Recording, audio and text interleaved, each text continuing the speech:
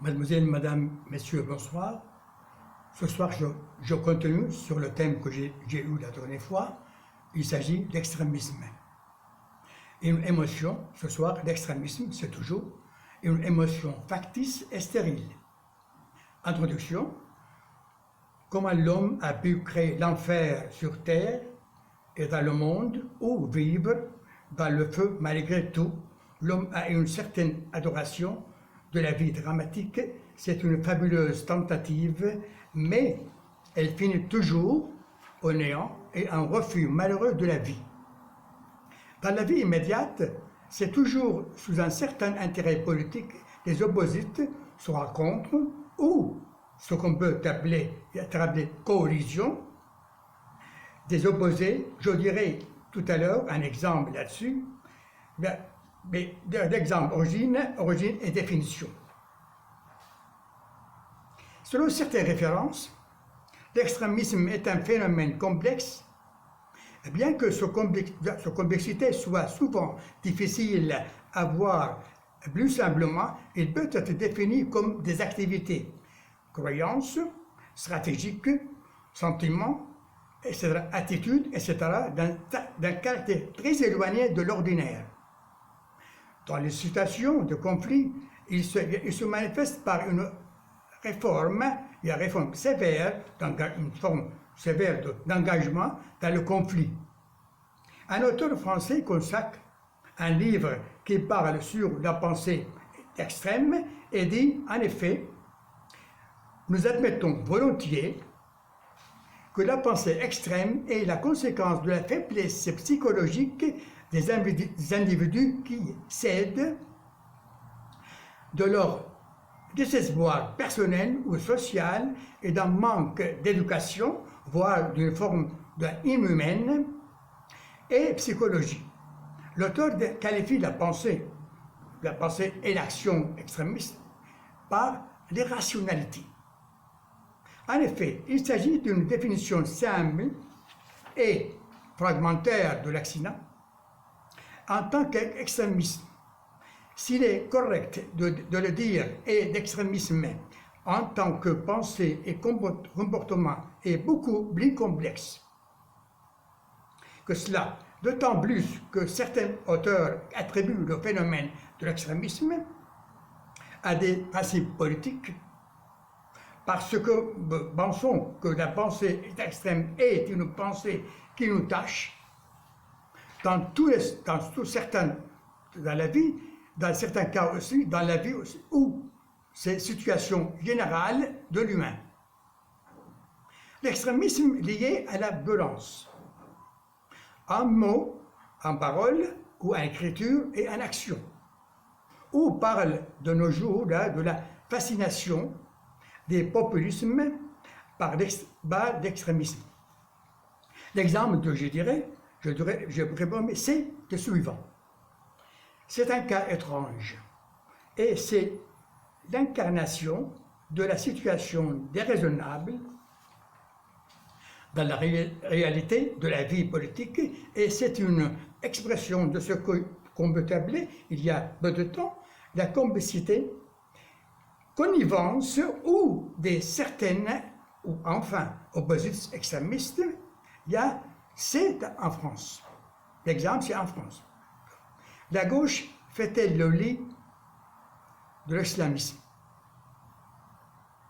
Dans l'Express, un dialogue entre une branche du gauchisme, ou de la gauche, et un islamisme. À propos de quoi? C'est à propos recueilli par Jacqueline Rémy et Anne Villali, a publié ce dialogue le 17/11/2005.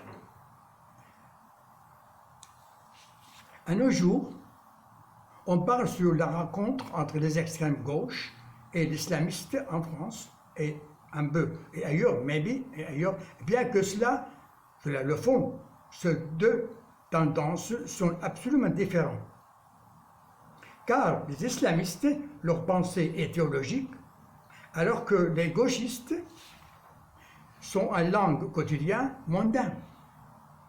Depuis le début du millénaire, l'Occident a connu son lot d'actes terroristes, de conflits civils et internationaux, de crises majeures faisant des millions de victimes, même si la violence politique, religieuse, économique ou sociale fait partie de l'histoire de l'humanité. Certaines formes d'extrémisme violent présentent des défis sérieux aux régimes démocratiques occidentaux actuels.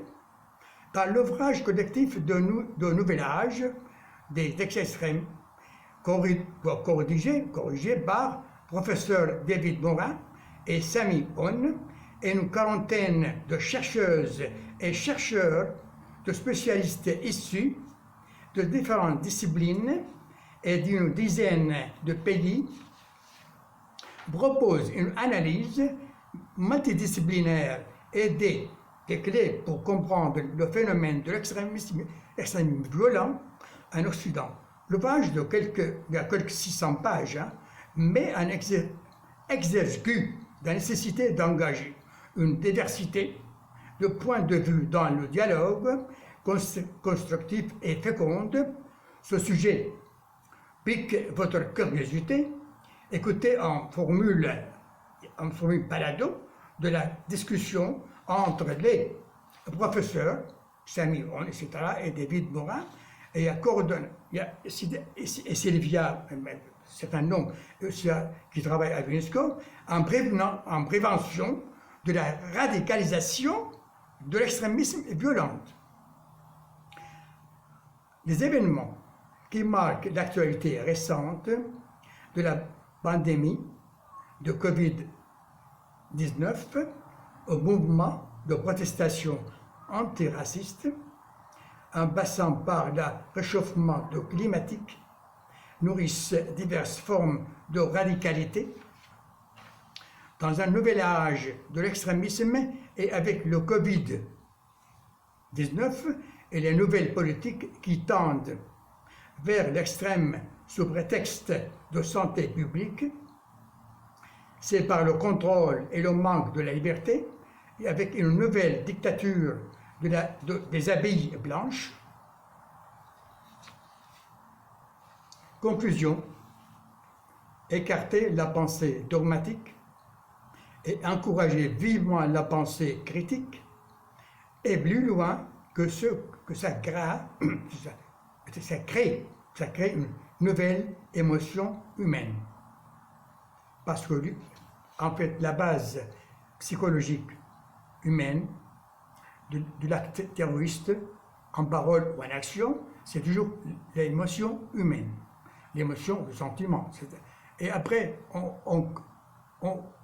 essaye d'enfanter une formule rationnelle du extrémisme. Mais la base, c'est toujours l'émotion humaine.